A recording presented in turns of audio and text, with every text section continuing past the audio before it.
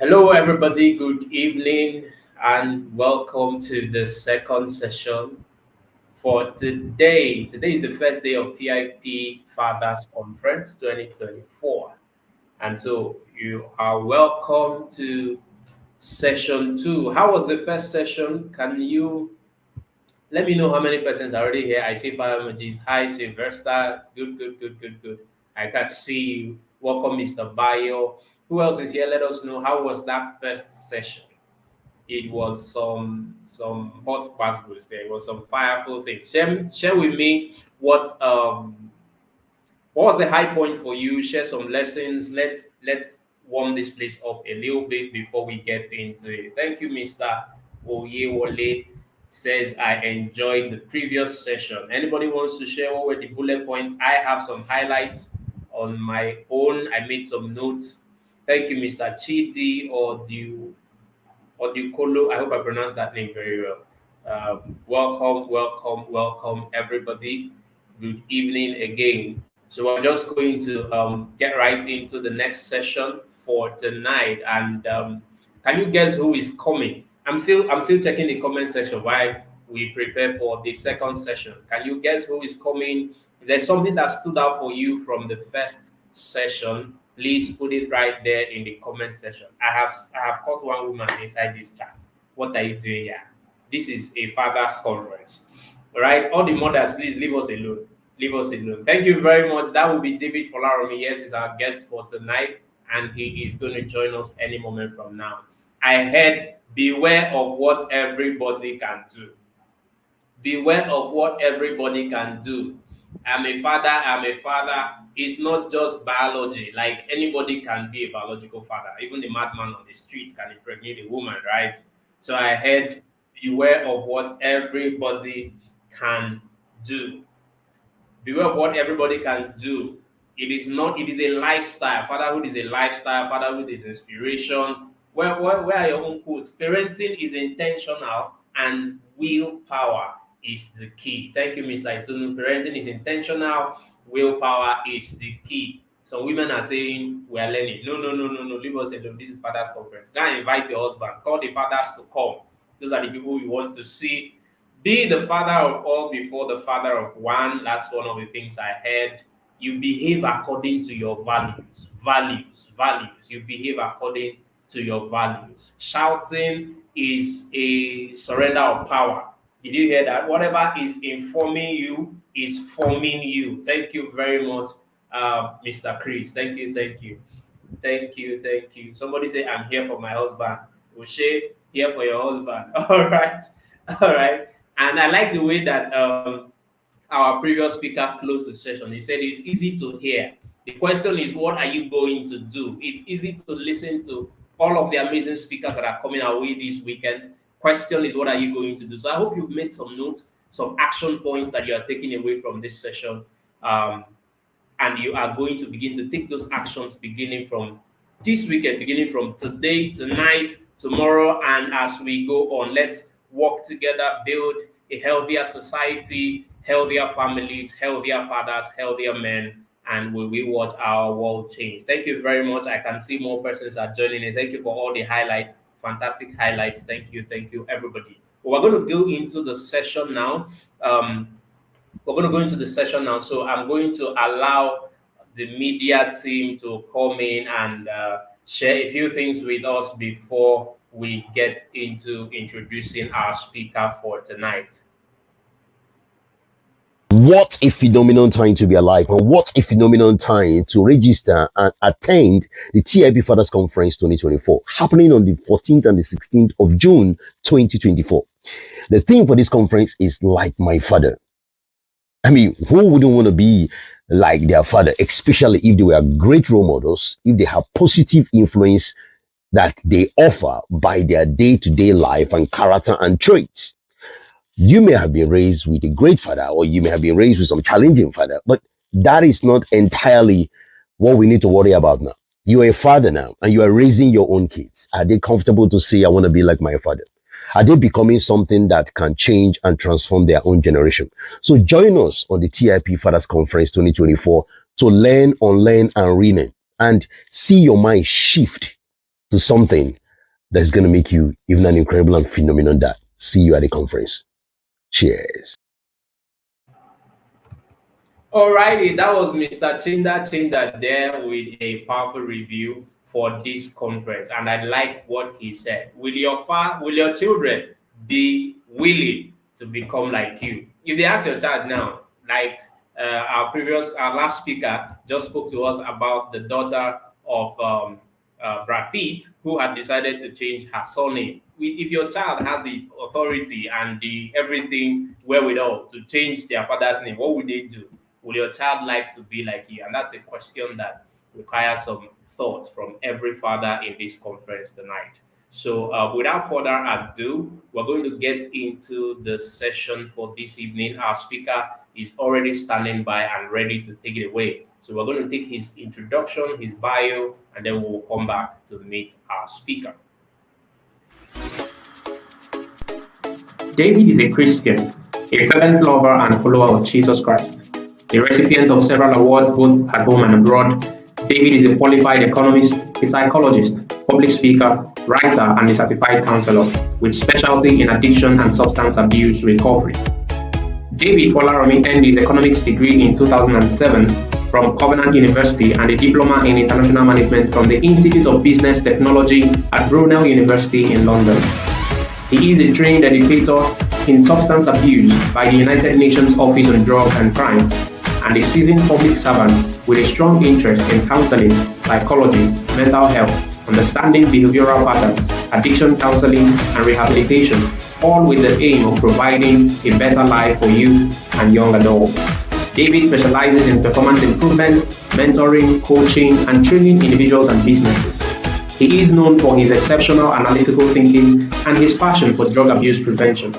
As the project director of the Live Free initiative, David is a strong advocate for drug abuse awareness and drug use policy reforms. David is a highly sought-after speaker, a trained life coach, and is well known among his peers as the Peculiar Man. He sits on the board of several progressive and developmental organizations in Nigeria and across Africa.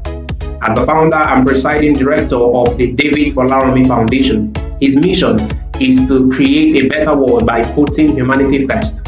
He is also the executive director of the Live Free Renewal Center, a faith-based drug abuse and addiction center with branches in Abuja and Enugu State.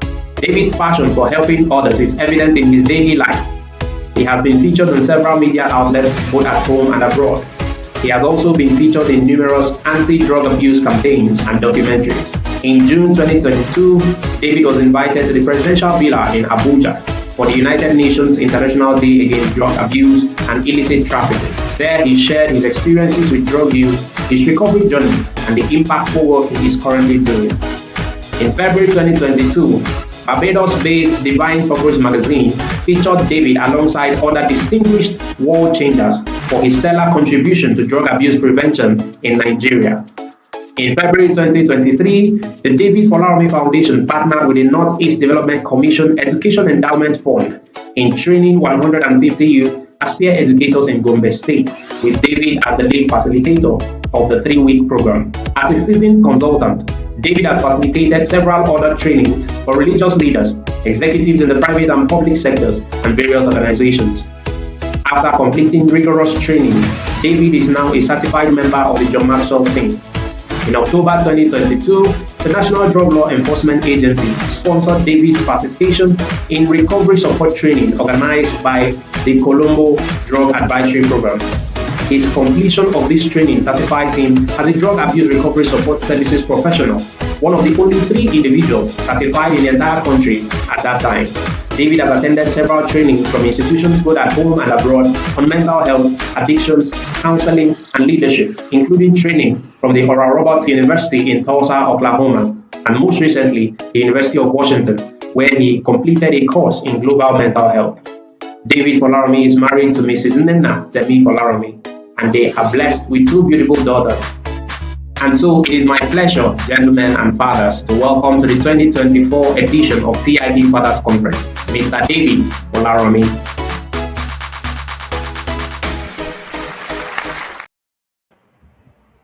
Okay. What a powerful profile. Uncle David, Welcome, sir. Good evening. Coach D, was that your voice on the Yes, that was my voice. That Because was I've added David is my brother to that intro. Okay. Good to see you again. I Yes. saw you yesterday. You didn't tell me to prepare to see you today. That's not fair. Honestly, I did I know as at yesterday. I can't even remember if as at yesterday I was aware that this session was going to be the both of us here. But it's good to have you here again. Welcome to the Good to see you. conversation. Always good to see you. Always good to see you. Brings a smile to my face when I see you. God bless you. Thank you, sir. Thank you. Thank you. So, fathers and everybody in the audience, Uncle David is here. He's going to be leading us in a powerful conversation about vulnerability. I'll leave the floor for you now, and then we'll come back in about 45 minutes to round up. Thank you, sir. 45 minutes. Excellent. Thank you very much, Coach D. Thank you for moderating this session. It's good to it's so refreshing to see Coach D on the other side instead of Coach Wendy, and then you have to be on your top game when Coach Wendy is the person on the other side, or Auntie Precious or any of those ladies. So it's really beautiful to see Coach D, another guy like me, anchoring this session. And it's my prayer that all the fathers who are gathered here for the TIP Fathers Conference 2024 will go home with something that will change their perspective on fatherhood. That's the entire idea. That's the entire idea. Parenting is not about just the mothers. Parenting is a joint effort of the fathers and the mothers. Enough of that narrative that the fathers need to only provide and the mothers need to do the work of parenting. No, that's a false narrative. And we're trashing that narrative and we're burying it once and for all. From this TIP Fathers Day conference, every father that is here is going to become an involved father. I just finished a conference. I'm in Lagos. I just finished a seminar, and I was talking to one of the attendees, and I was telling him, I said, one of the biggest problems we have in our society today is absent fathers. Absent fathers. One of the biggest problems we have. Fathers who are more interested in giving presents to their children than actually being present in the life of their children. Fathers whose children grow up without knowing them, and at the end of the day, the fathers want to come back at their adult lives and be a part of their lives. It's a big problem. So, as was read in my profile, by the grace of God, I run a drug rehabilitation facility in Enugu State. And recently, we admitted a young boy, about 21 years old, who has dropped out of school 2 times. During the initial analysis and evaluation, his parents brought him there, but while we were having that evaluation, I could tell that there was a disconnect between him and his father. When the parents left, we started the process of detox and therapy for the young boy, and I could tell that he had gone so deep, not just into drug abuse. He was struggling with addiction. He was struggling with pornography. He had been taught internet fraud. He was into gambling. As we continued in our sessions, I realized there was a disconnect between him and his father. Guess what? He's the only son. So you would have thought that even as the only son, the father would have paid some interest in his affairs. But the father is such a busy businessman that he spends most of his time outside the country. And you know what? We were preparing for family therapy, what we call family psychoeducation, where we invite the family for therapy, and then we also educate them on how to proceed with their child. So when I briefed the clients that day, I noticed that this young chap was smiling rather sarcastically. He was smiling rather sarcastically. And I asked of him, what's the problem? He looked at me and laughed. And he said, sir, if my dad should come for this family therapy, I will quit drug abuse. And that broke my heart, because he seemed so sure that his father wasn't going to show up for him. So I called the father without letting the boy know. I said, sir, you need to come for your son's family therapy. The father said, I'm so busy. As a matter of fact, as you're speaking to me, I'm in Jakarta. And from Jakarta, I'm going all the way to Paris in France. I said, sir, no. What you're doing is important, but ignoring the well-being of your son is going to be detrimental. He said, no, his mother is available. His mother should come. I said, no, we're not inviting the mother. We are inviting you as the father. He said, Mr. David, I have paid you to take care of my son and stop him from using drugs. That is not my business, so I can't come. Gentlemen, it's been 4 months. No, we're in the 5th month. It's been 5 months. And that boy's father has not showed up. Now, guess what? The father lives in the same geopolitical zone as where our treatment center is in Enugu State. So even when the father comes into Nigeria, he can't spare a few hours of his time to come for the group therapy that is going to help the boy. Absent fathers. Absent fathers. One of the biggest problems we're experiencing in our society today. Some other disadvantages of absent fathers include children getting into drug abuse and alcoholism, which is what I just talked about. It's my area of specialization, so I can tell you firsthand that this does happen. Children who spend less time with their fathers are more likely to get involved with drug use. We also have a high number of school dropouts that have absent fathers. Children who have absent fathers suffer from health and emotional problems.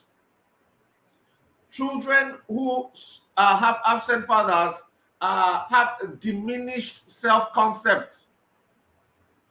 Children who have absent fathers have a very low self-esteem. Children who have absent fathers have compromised physical and emotional security. We found out in ladies that children who have absent fathers have higher levels of sexual activity and eventual teenage pregnancy. I work very closely with the Nigerian Prison Service, and I can tell you that most of the clients in the facility, in the prison here in Enugu, have absent fathers.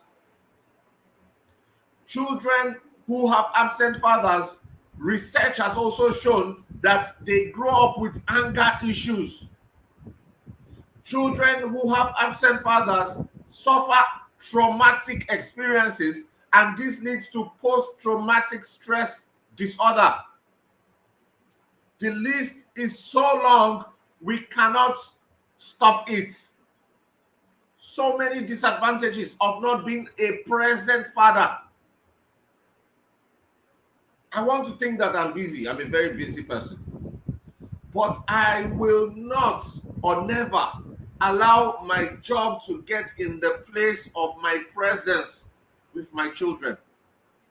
I just had my 3rd daughter about a month ago. And just before I traveled for this trip I'm on, I was taking my daughter to school. Now listen, I do not miss taking my daughters to school. No, I don't miss that. Guess what? I have paid for the school bus, but I still take her to school every morning. Every morning is my daughter and my personal time. The mother does not follow us. The mother does not follow us. I drive her to school. I know her teachers. Last year, I was the one at her open day. Oh, yes.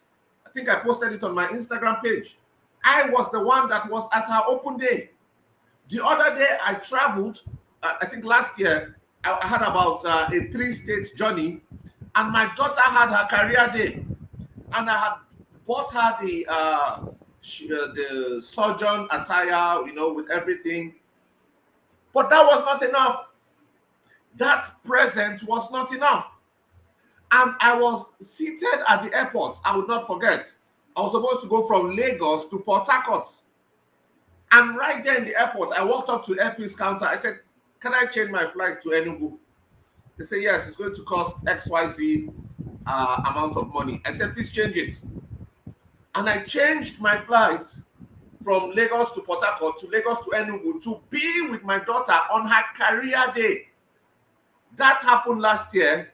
That young girl she was 3 at the time, she just turning 4. She still talks about it till today. She still talks about her daddy that showed up for her career day till today. Now imagine the trauma as a child she will have faced, seeing other people with their fathers and their mothers, and then her own father was not able to be there. I took a detour, flew down to Enugu to be there. I didn't sleep at home that day. After that, what's it called now? The career day, I went to Port Harcourt for my business. So it's important. We have to be present.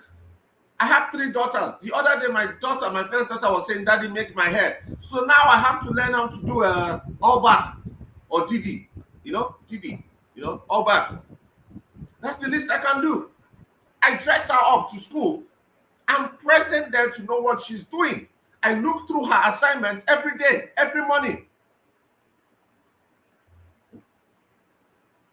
When we were going to open our office branch in Abuja, I went to see my coaches and my mentors, Coach Kunle and Coach Wendy.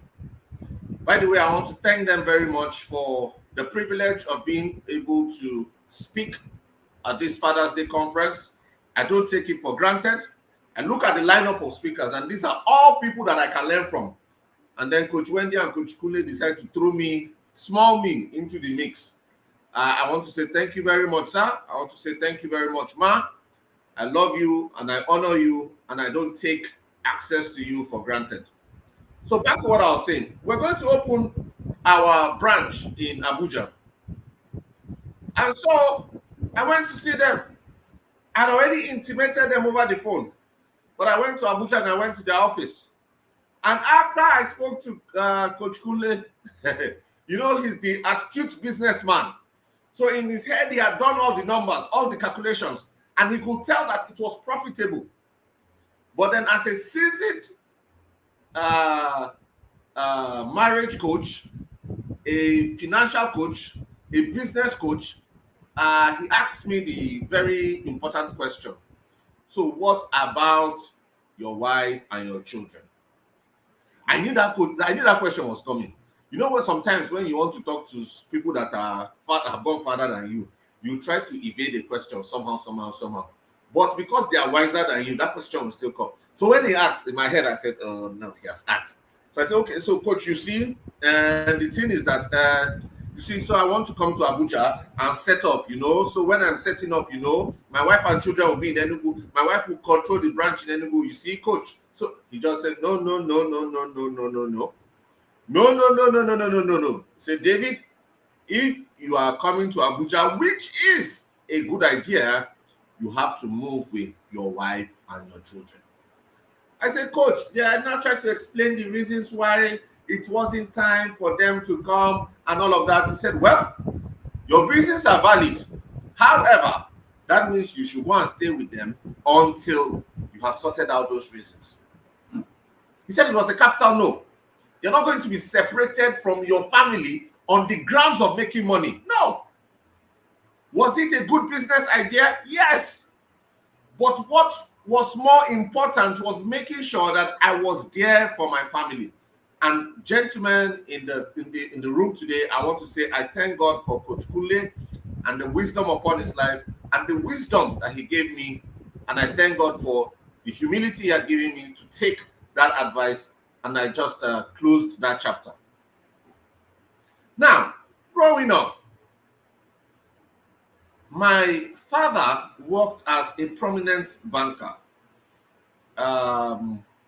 One of those bankers from the defunct Barclays Bank to Union Bank, And so as a child, my father traveled a lot.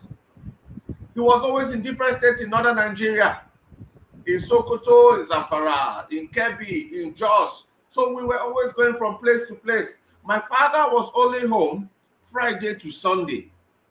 I remember very well, Friday evenings, 4 o'clock, we're waiting to see the 505 or the 504. And eventually, when he bought Benz 200, we were waiting to see it. That's what excited us as kids. Monday to Friday, he was not there. Friday to Sunday, he was there. Now, recently I was speaking with my younger brother at the end of the Save the Boys conference in Abuja. And then when we started reminiscing on our childhood of 20, 25 years ago, we both agreed that the absence of our father had great detrimental effects on our lives. So some of us know my story. I was a chronic drug addict for 7 years. Now, growing up, my father was absent, but my mother was always there. My father did all he could to provide. After all, he was going to work, but there were certain things that was taking place that my mother could not notice, because those eyes are meant for men. Are we together? There were certain things that my father would have noticed as we were children growing up that my mother could not notice. And so eventually it spiraled out into one of the reasons why I eventually struggled with an addiction. And that's true. This is something my brother and I totally agree on. Was my father a bad person? No. He was out there trying to make money for the children and his family. However, at the detriment of our well-being. As a father, you are the priest of your home.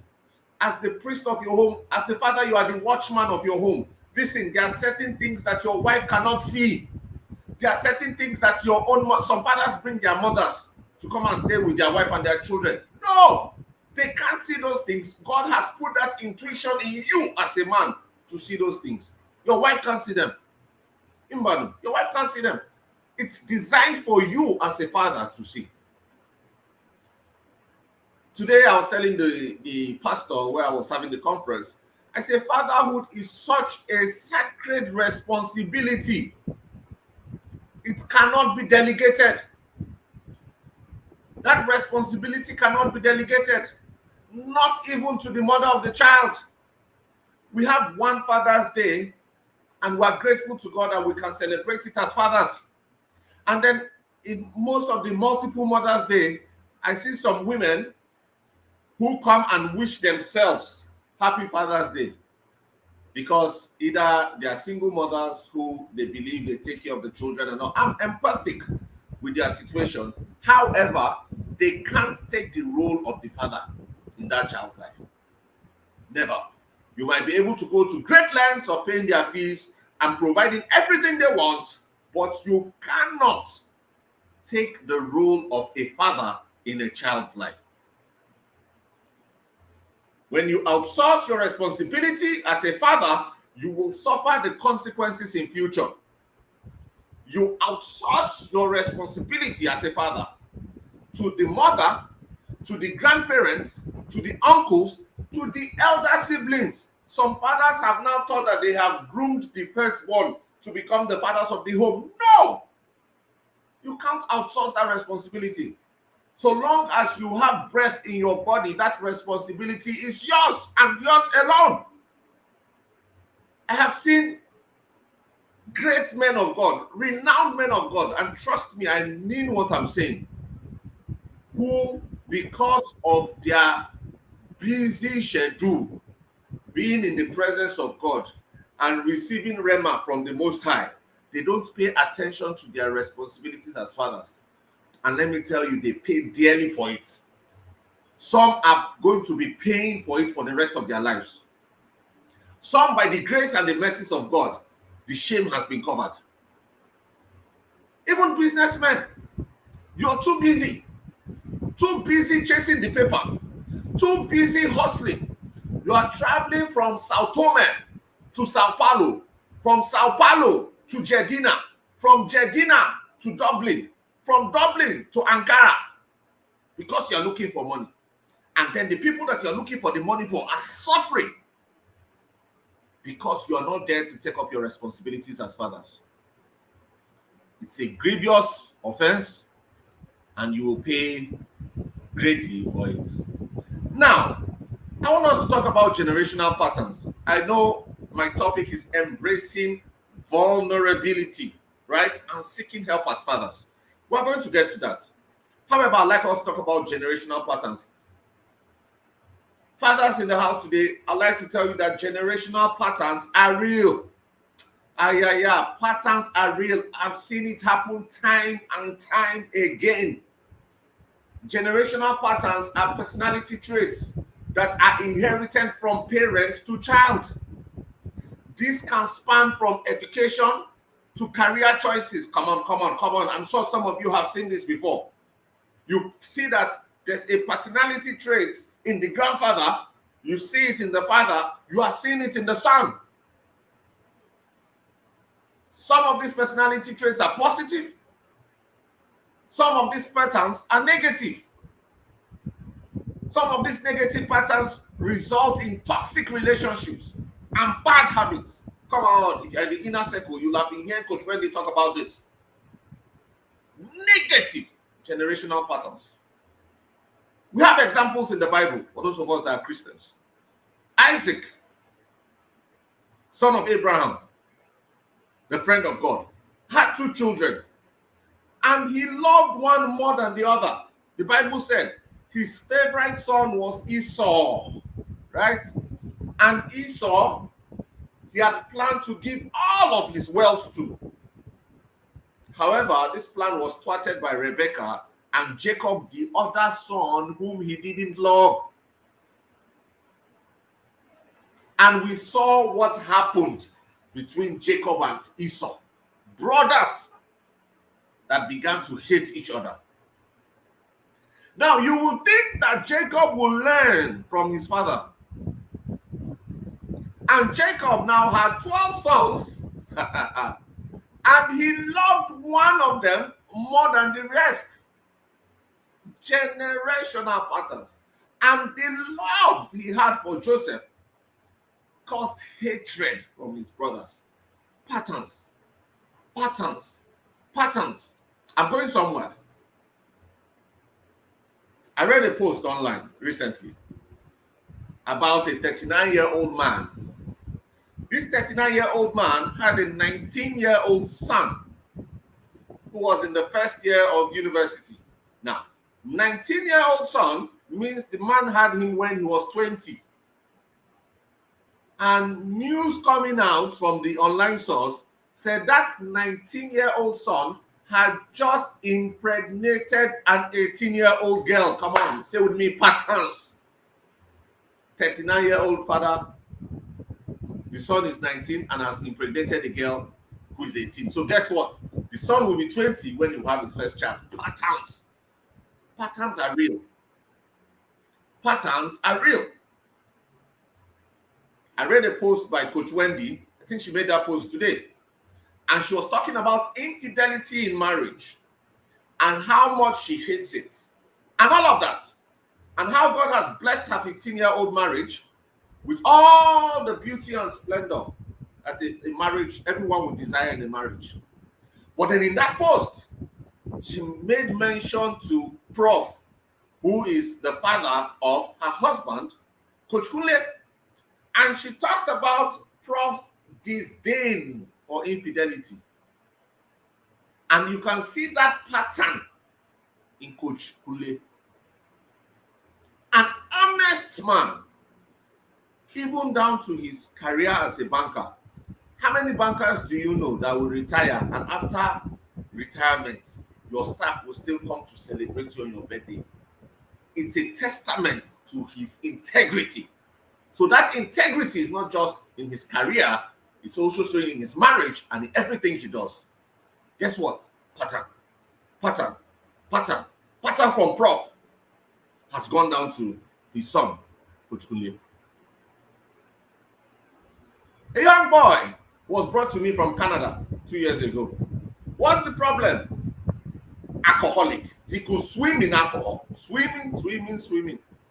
This guy drank a bottle of Jack Daniels and was able to drive a distance of over 10 kilometers. A whole bottle of Jack Daniels.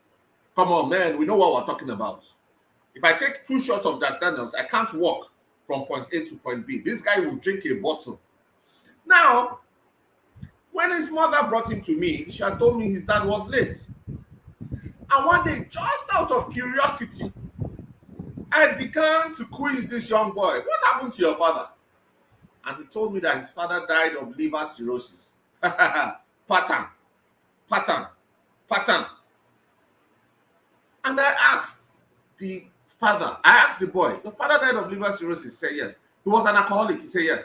And you don't see that you have a problem? He said it runs in our family. He now told me about his sister who is also an alcoholic.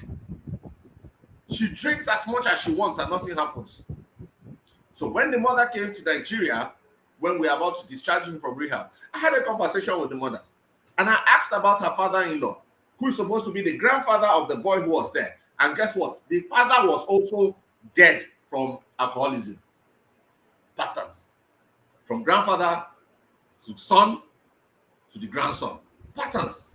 Negative or positive. Now, this is where I'm coming to. It is the responsibility of the father to break negative generational patterns. I'll take that again. It is the responsibility of the father to destroy negative generational patterns. And how can you break or destroy these negative generational patterns if you are not present to lead from the front? How? How?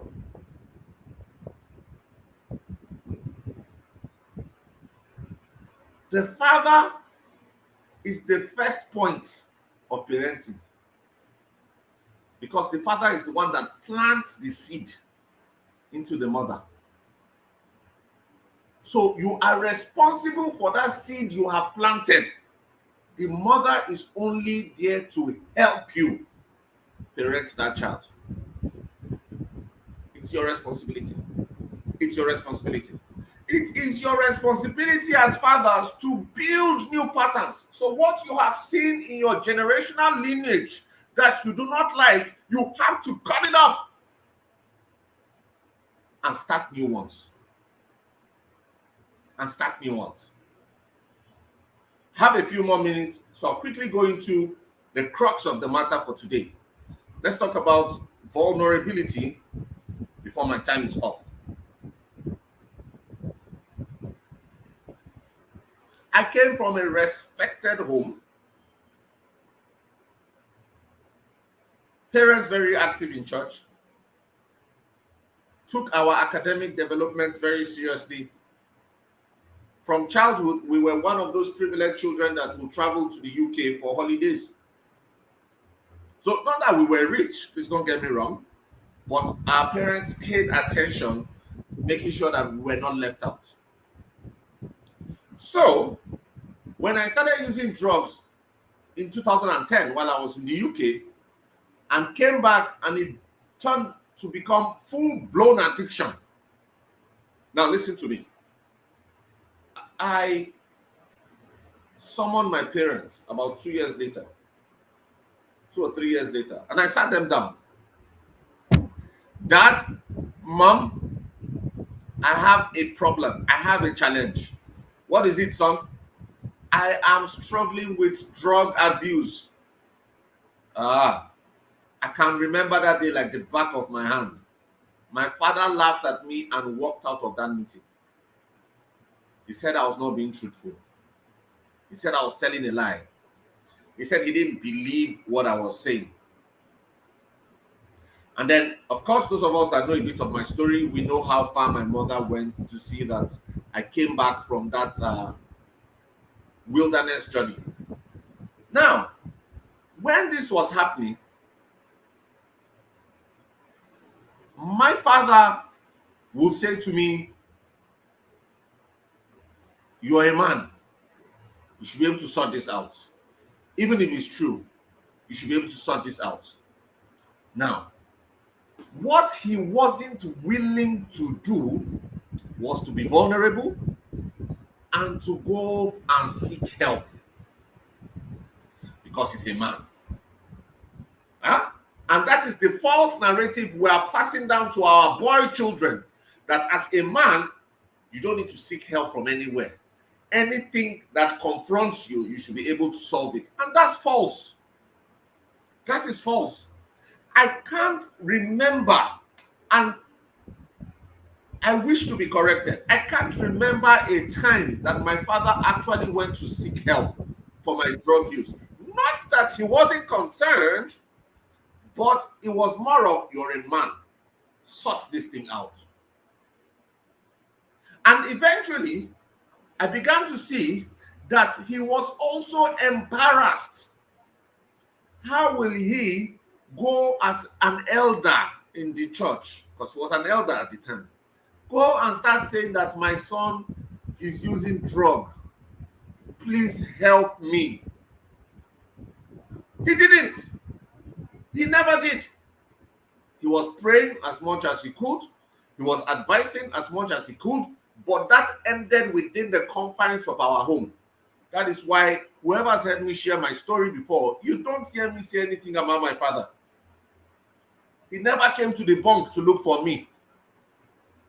Probably he didn't want to be associated with that kind of place. He never went to any rehab or anywhere to say, let me think of how to help my son. Wasn't willing to get help for a situation that was going out of hand. Why? Because he didn't want to be vulnerable. Why? Because he didn't want to be exposed. Why? Because he didn't want to be embarrassed.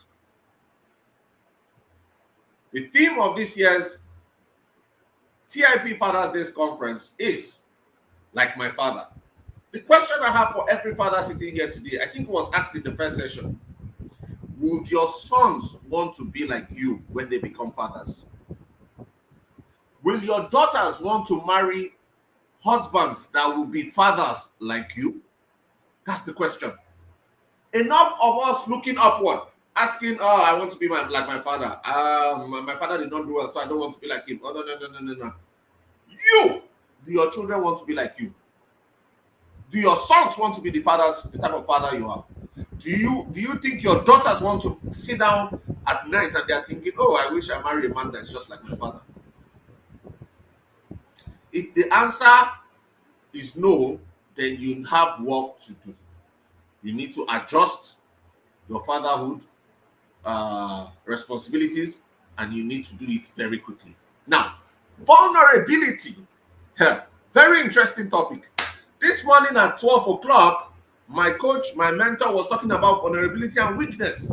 I was in a conference, and in the hall, I plugged my earphone, because how can they give me a topic to teach? And then my coach is talking about the topic. That's free expo. Free expo, just free. So while I was in the hall, I said, when it's my turn to speak, I will remove the earphone and go and speak. But for now, I want to listen to Coach Kule when he was talking. And what he was saying just stirred up light in me. There's a problem we have as men, and we claim vulnerability is weakness. Vulnerability is not weakness. As a matter of fact, embracing vulnerability is strength. Embracing vulnerability is positive masculinity. We have been sold a false narrative for too long that as men we can't be vulnerable. Stop thinking that way. It's false. It's false. It's false. And I will show you the benefits of vulnerability very shortly. I know my time is running out. Please, vulnerability is not weakness. Of course, by definition, it refers to the quality or state of being exposed to the possibility of being attacked or harmed. That is why you see that those of us that used to watch action film, you see that when they go to attack the enemy, when they're in a place that is open, they say we are vulnerable to attack. Hold it, we are vulnerable to attack. But sometimes you see the commander will tell his troops that yes, we are vulnerable to attack, but that's the only way we can go into the heart of the enemy. So we have to go that way. So we have to be vulnerable to win this battle. Yeah. Sometimes you have to choose vulnerability. It's not weakness, it is strength.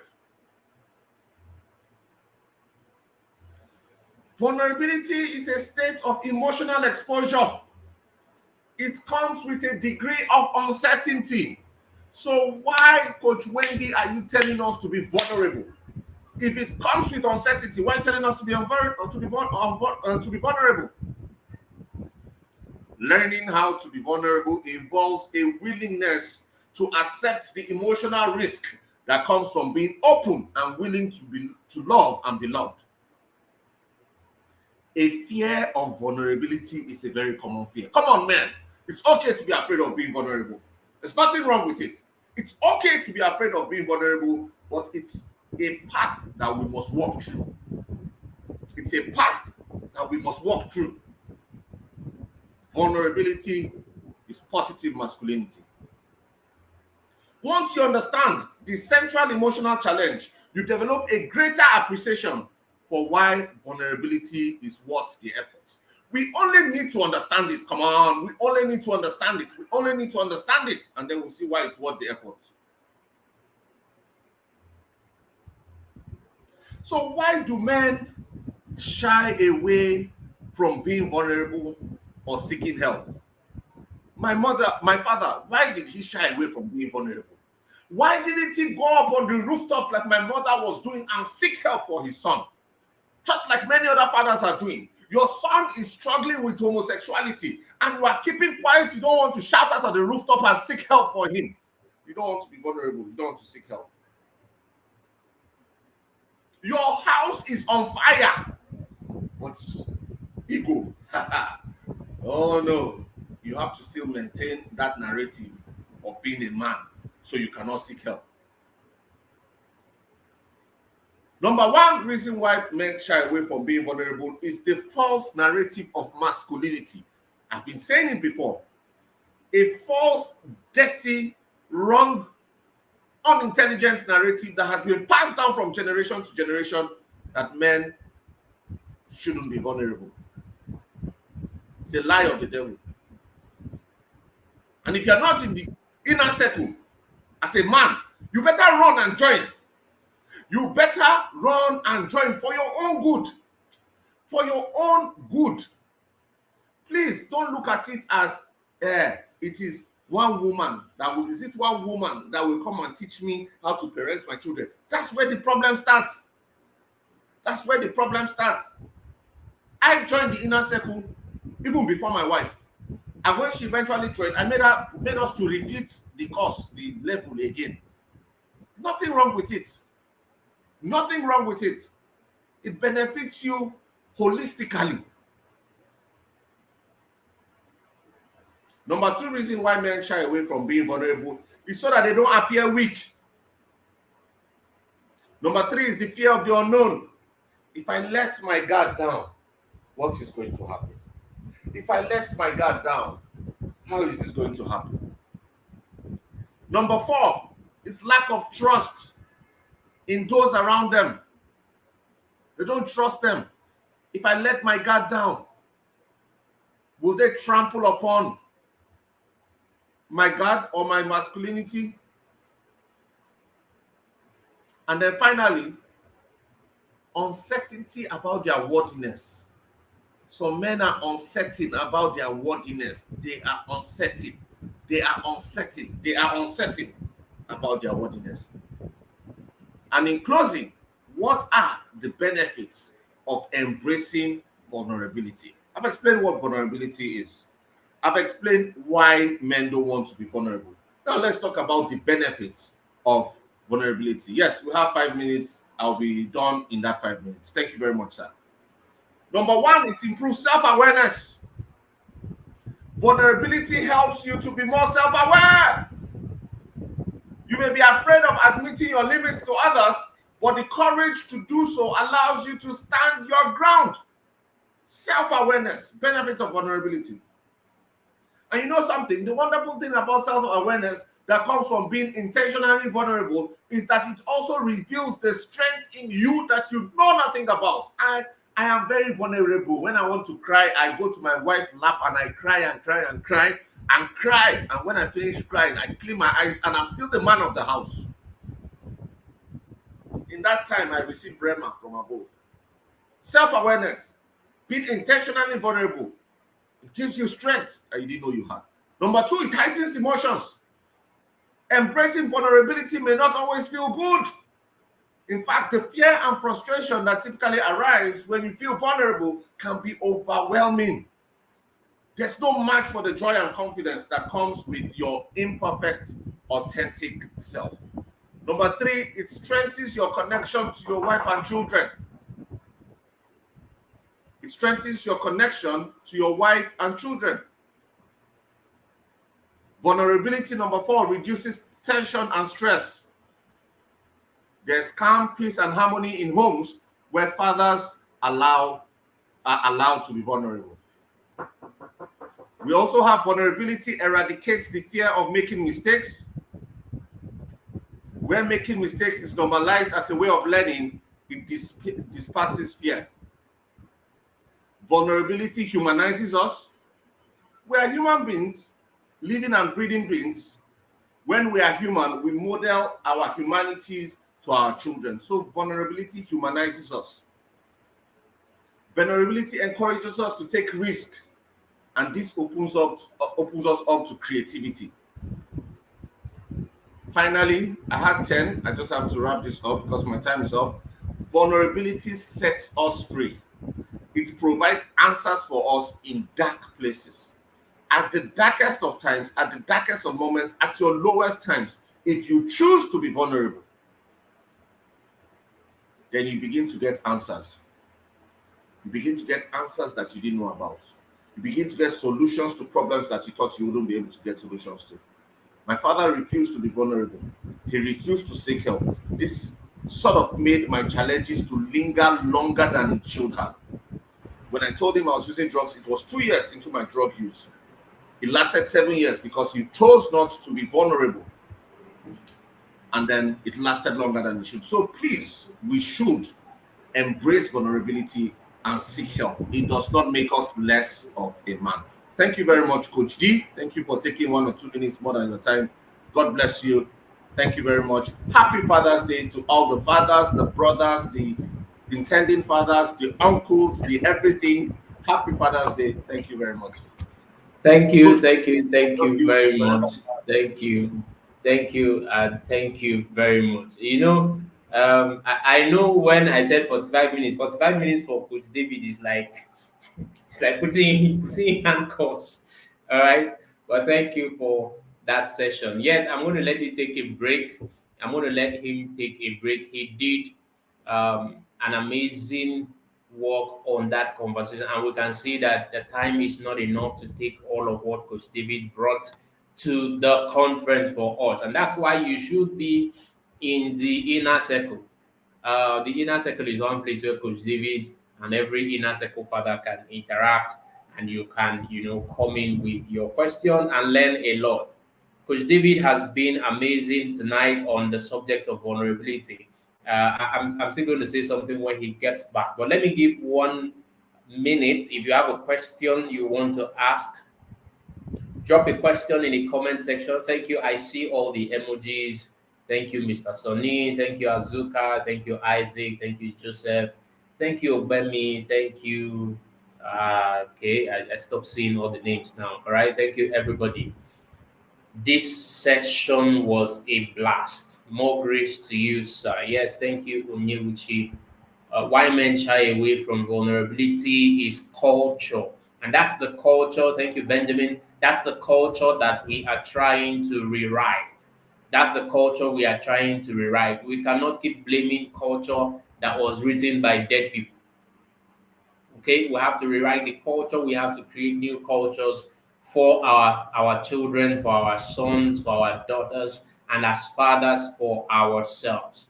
So that's it. I'm looking for questions. If you do have any question from this session, please put it down. Our time is fast spent, so we're running really, really quick. We have less than 7 minutes to round up with this session. So if you have a question, please put it in the comment section. I'm going to bring back Uncle David to take the questions. But if there are no questions, then I'm going to ask him to just come and round up this session for us so that we can go. Yes, it's been a great time. Yes, it's been a great time. The comments are rolling fast, one after the other. I'm trying to make sure that I don't miss any question. Okay. Okay, somebody says it's not a regret joining the session. Thank you very much. Somebody says Onyebuchi says, truth be told, men have failed, and all of that and all of that. I see one question. Is it okay? Can you help me put up that question by nature something sounds? Is it okay to cry in front of your children? Um, and then if Coach David is back here, he's going to take that question. Is it okay to cry in front of your children? That's the only question I have seen there. I don't know if I missed any other question. Then you might have to ask in the yard. You might have to ask in the yard. All right. So that's about it for tonight. If Uncle David gets back here, I'm going to make him take that question. I see another question dropping now. What will be responsible for why fathers, despite best effort, seemingly less acknowledged than mothers? Oh, wow. Important observation there. Why do we have plenty Mother's Day in a year? And I think there's only one Father's Day in a year. Okay, justice for fathers. That's what I'm going to say. But we are out of time. Uncle David, are you here now? Do you want to say something to the two reactions that came up from this session? It's one of them is really about vulnerability, and this is about vulnerability with children. Uncle David, can you hear me?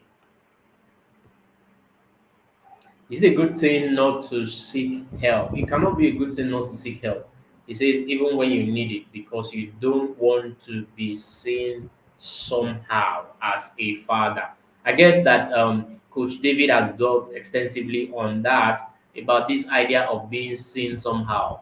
This idea of being seen somehow is that same thing about a faulty culture that we have inherited. I don't even know from where, but over time. And he made mention of it. It's okay to cry. It's okay to be vulnerable. That's the whole essence of this particular session, is to encourage men to be vulnerable. Share your stories. Share your stories with your children. Share your stories with your sons. They are going through about the same experiences that you went through as a teenager. Imagine that 39-year-old father who has a 90-year-old son who has become a father. Patterns. If we don't start getting vulnerable with our children, we're going to risk repeating patterns. But our time is now up. So yes, I'm going to sign out this session in less than 2 minutes, but I'm going to invite the media team to please take one more review from our inner circle fathers. Thank you very much, people. See you all in the final session by 7:30. God bless you. Every time I see my son put his legs in my shoes, I learn a new lessons. Like telling me, Daddy, I'm in your shoes. Mind how you walk. The last time, the lessons I learned was, watch me. This behavior or pattern is like my father's.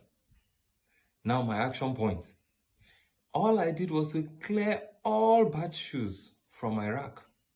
This means that every lessons I learned from the last Fathers Conference, by constant implementation, is helping my life to become newer every time. Because it's helping me to unlearn, learn, and even relearn. And it's making me become a better me, a better husband, and a better father. This is the time to show love by inviting every father you know for 2024 Fathers Conference. I assure you it's going to be exciting. It's going to be a life-changing experience. Come on, fathers are the custodian of instructional order in homes. Why don't you stand up, learn, and take your place, and let's change this world together. I still believe that, and I know this is the place. I'm a Yada father. Joseph Ajo is my name. Thank you. Hello everyone, my name is Chizuru Mbazwigwe. I've been in TIP for the TIP Academy for 2 years now.